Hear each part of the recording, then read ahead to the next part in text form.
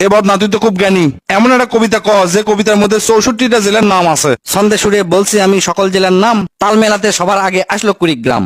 প্রধান জেলা ঢাকা থেকে একটুখানি দূর, এক জেলার নাম নরসিংদী, আরেকটা গাজীপুর। জয়পুরহাট ও লালমনিরহাট দুইটা জেলার নাম, রাজশাহীর নাম উজ্জ্বল করছে মিষ্টি স্বাদের আম। পাহাড় ঘেরা বান্দরবন ও সিলেট খাগড়াছড়ি, ময়মনসিংহের কিশোরগঞ্জে এই লেখকের বাড়ি। নেত্রকোনা সুনামগঞ্জে আছে ধানের মাঠ, সুন্দরবনের কাছে আছে খুলনা বাগের হাট।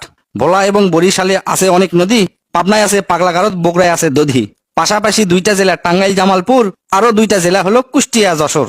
মনের মতো একটা জেলার নাম তার মাগুরা, দন্তানতে নারায়ণগঞ্জ, নাটোর ও নওগাঁ।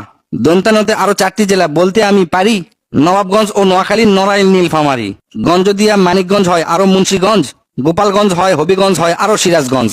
চাপাই নবাবগঞ্জ কিন্তু গঞ্জদিয়া ভাই, এদের ছাড়া বাংলাদেশে আর কোনো গঞ্জ নাই। রংপুর আর রাঙ্গামাটির নামটা রঙে রাঙা, নামের জন্য আরো সুন্দর চাঁদপুর চুয়াডাঙ্গা।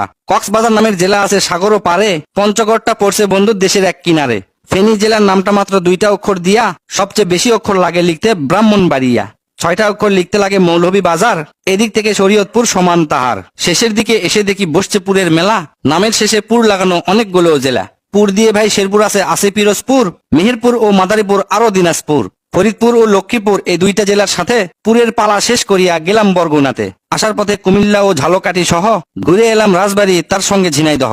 গাইবান্ধার নাম বাদে থাকে আর মাত্র 1 হালি, তাদের মধ্যে একটা জেলার নাম পটুয়াখালী। এখন শুধু বাকি আছে 3টা জেলার নাম, এদের মধ্যে একটা জায়গা হইল চট্টগ্রাম।